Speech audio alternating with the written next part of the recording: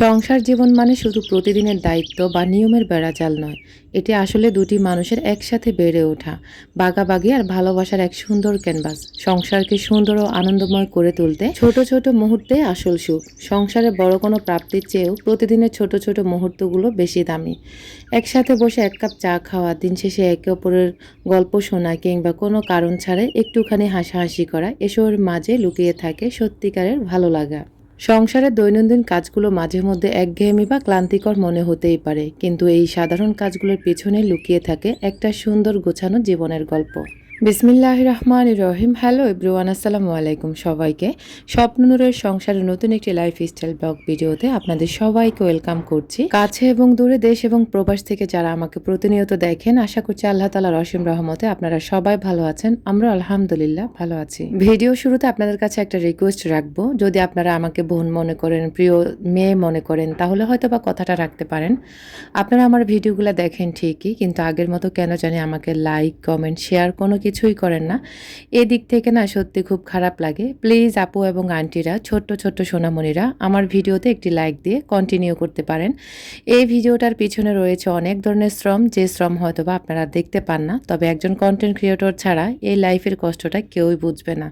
ঘরদোর গোছানো বা রান্না করা, পরিষ্কার পরিচ্ছন্নতা বজায় রাখা, এগুলো কেবল দায়িত্ব নয়, এটা নিজের এবং নিজের প্রিয়জনদের প্রতি ভালোবাসার বহিঃপ্রকাশ। আপনি আপনার চারপাশটা যত বেশি গোছানো রাখবেন, আপনার মনটা ঠিক ততটাই শান্ত আর ফ্রেশ থাকবে। এবার চলুন আপনাদের সাথে একজন আপুর কমেন্ট পড়ি। আপু আমার থেকে 2টা তেল অর্ডার করেছেন। আপু বলেছেন, আপনি তো ভিডিও করার সময় সব পার্সেল কোথায় দিবেন বলেন, আমাদের পাবনার নামটা একটু বলিয়েন। ঠিক আছে আপু, আমি বলে দিলাম। আপুর 2জন ছেলে আছে, ছেলেদের নাম হচ্ছে ইসমাইল এবং সিফাত। আপনারা সবাই পাবনা জেলার ওই আপুর আমি নাম জানি না, সরি। আপুর 2জন ছেলের জন্য দোয়া করবেন, তার সংসারের জন্য দোয়া করবেন। আপুদের বাড়ি হচ্ছে পাবনা মানসিক হসপিটালের পাশেই।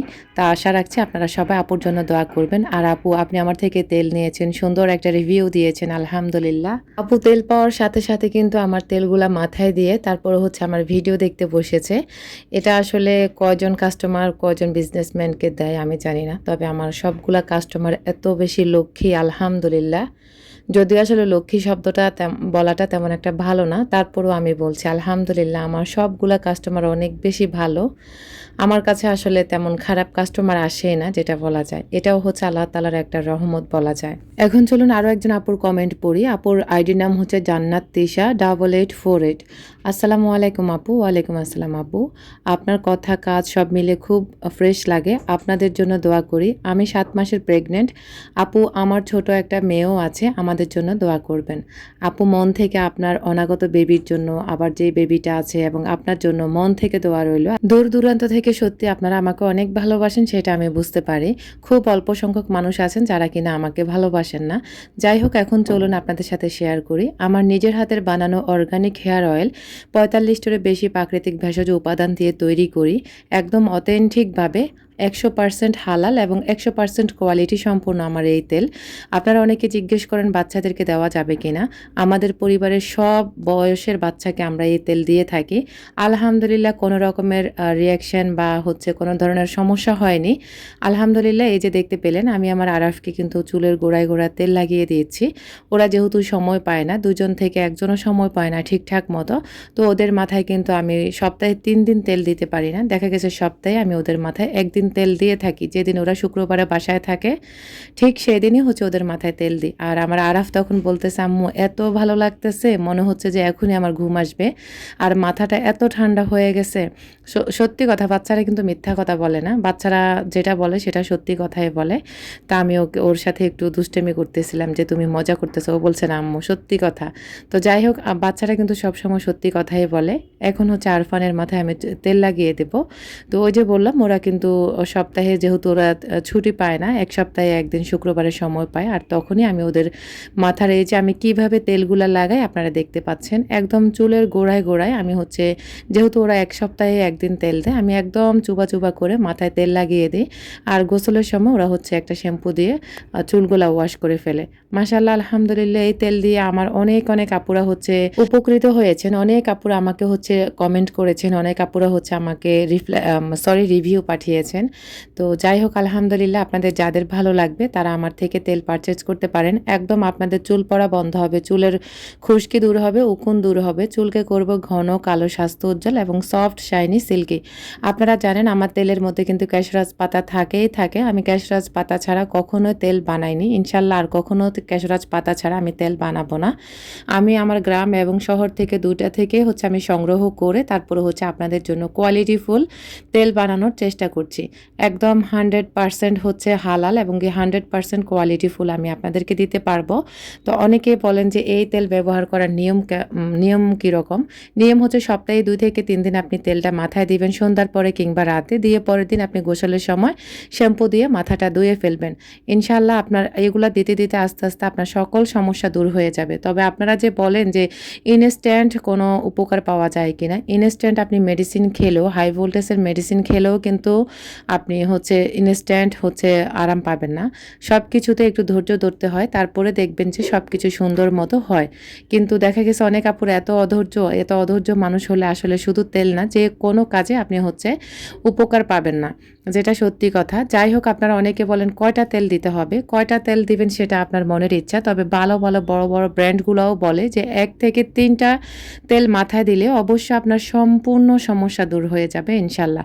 তো আমিও বলবো আপনারা একটা নিয়ে দেখতে পারেন। একটা নিয়ে দেওয়ার পরে যখন দেখবেন আপনার ভালো লাগতেছে বা আপনার মাথা চুল পড়া বন্ধ হয়েছে, আপনি উপকার পেয়েছেন, তখন আপনারা আস্তে আস্তে আমার থেকে তেলগুলো নিয়ে আপনাদের মাথায় এবং আপনাদের পরিবারের সকলের মাথায় এই তেল ইউজ করতে পারবেন। যদি ঘুমের সমস্যা থাকে তাহলে এই তেল ইউজ করে আপনি আপনার ঘুমের সমস্যা দূর করতে পারবেন ইনশাল্লাহ। সত্যি কথা, যেটা আসলে বিশ্বাস করবেন কিনা জানি না। এই তেল যারা ইউজ করেছেন তারা অবশ্যই আমাকে কমেন্টে জানাবেন কে কতটুকু উপকৃত হয়েছেন, যাতে করে আমার অডিয়েন্সরা বুঝতে পারে আসলে ভালো নাকি খারাপ।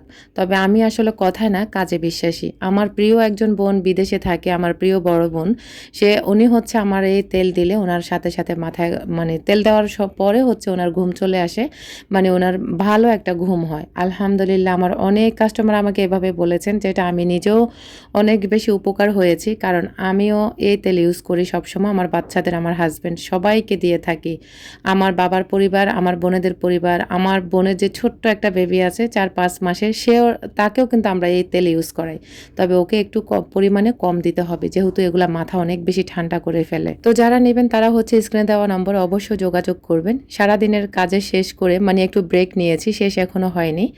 তো বারান্দা চলে এসেছি 1 কাপ চা নিয়ে। আর এই যে দেখতে পাচ্ছেন আমাদের হচ্ছে বলা যায় একদম আদরের সবচেয়ে মানে কি বলবো আবেগের একটা জায়গা হচ্ছে এখানে। বারান্দায় আমার একটা ছোট্ট পাখি বাসা করেছে, এটাতে ডিমও আছে, আবার বাচ্চাও অলরেডি ফুটে গেছে। আপনারা সবাই দোয়া করুন ওরা যেন সব সময় আমার কাছে থাকে। আমি ওদেরকে চালের পটে করে চালও দিয়ে রাখছি, যখন ওদের ভালো লাগবে তখন খাবে। তো আমি আসলে এত বেশি খুশি যে আমার ব্যালকনিতে পাখি বাসা করেছে, যেটা সত্যি আমার কাছে অকল্পনীয়, অভাবনীয় ছিল। আমার পাখির বাসা অনেক বেশি প্রিয়। ছোটবেলা যদিও আমার একটা বিয়ের আগে একটা পাখি ছিল, শালিক পাখি। সেই পাখিটা অনেক সুন্দর সুন্দর কথা বলতো। আমি আমার নানা বাড়িতে থাকতাম তখন, তো এত সুন্দর করে কথা বলতো, আমাকে ডাকতো। সেই পাখিটার কথা মনে পড়লে আজও আমার কান্না চলে আসে, বিশ্বাস করেন। অনেক বেশি আদরের আমার একটা পাখি ছিল। ছোটবেলায় টুনটুনি পাখির বাসা খুঁজতাম আমি আর আমার কাজিনে মিলে। তো সেখান থেকে আমরা অনেক সময় পেতাম, আবার অনেক সময় পেতাম না। তবে আল্লাহ তাআলা আমার স্বপ্নটা পূরণ করে দিয়েছেন। বারান্দাতেও হচ্ছে আমার একটা ওটা টুনটুনি বা শালিক না, বুলবুলি পাখি বাসা করেছে। আমার যে কি ভালো লাগে যখন ও বারান্দাতে এভাবে বসে থাকে। আমি আসলে আপনাদের সাথে গল্প করতে করতে গিয়ে আমি কিন্তু অনেক কাজ করে ফেলেছি, আপনাদের সাথে বলতে পারিনি।